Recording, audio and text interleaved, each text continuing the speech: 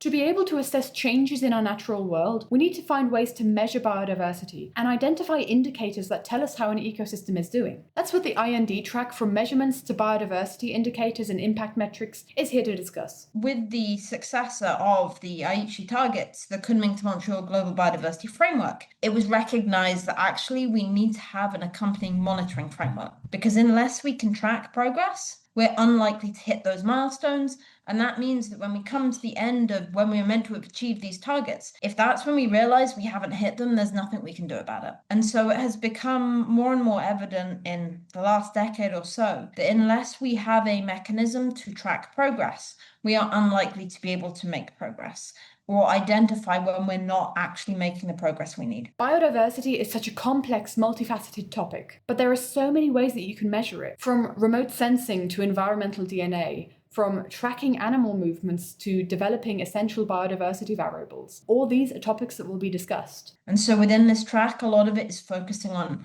trying to understand how we can quantify and monitor different elements of biodiversity. And that data really is instrumental in our ability to manage systems better. And of course, equivalence exists in every sector of society.